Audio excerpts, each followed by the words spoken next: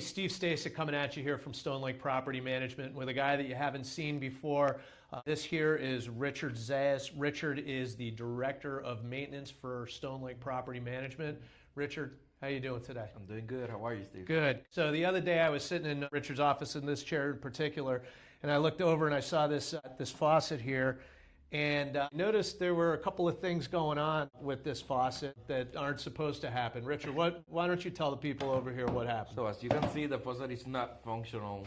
Unfortunately, a dog chew it off. A dog chewed through this? That's correct. What dog was this? It was a Pitbull.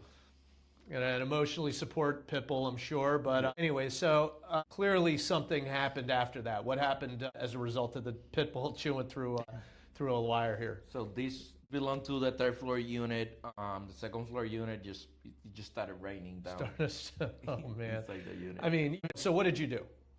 So first we do is mitigate the damages, right? We want to control the water. We shut it off, and we started the remediation process, opening up walls, making sure that we clean up the area and we dry the water as fast as possible. Nothing that you haven't seen before. But water's not our friend. Anyone that knows anything about property management and maintenance, water is never your friend. That's correct. Bruce Lee always used to say, be like water, but don't apply that to property management.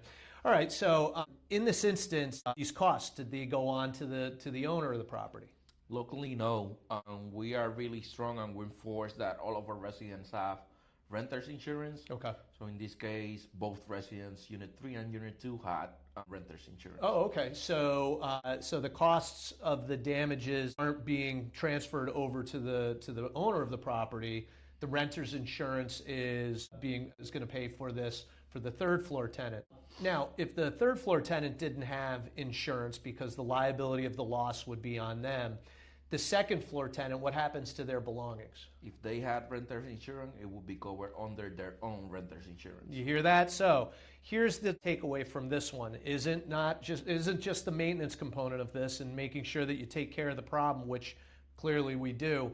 But the big thing here is to ensure that your residents have renter's insurance. Why? Because something like this can happen. It might be the fault of the renter, and their insurance is going to protect you from a loss resulting from their actions. And then from the tenant's standpoint, on the second floor, if there is a loss that occurs at their property, it's not going to fall on the owner of the property. It's actually going to be insured by the second floor renter's insurance. So you have to ensure that your tenants and your leases, more importantly, enforce renter's insurance and require your tenants to hold renter's insurance because one, it's going to protect you as the owner, and two, it's actually going to protect your tenants from losses as well. It's important when you're doing this also to make sure that as the owner of the property that you are listed, or a property manager as the case may be, as listed as an additional interest on the renter's policy.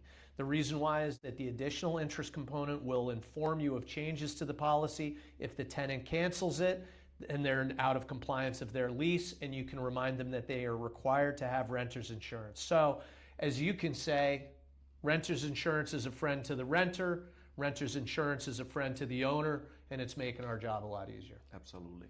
So another good lesson from Stonelink Property Management. You're going to be hearing more about maintenance from this guy in the future, but from now, thanks for listening and seeing us here on Stonelink Property Management.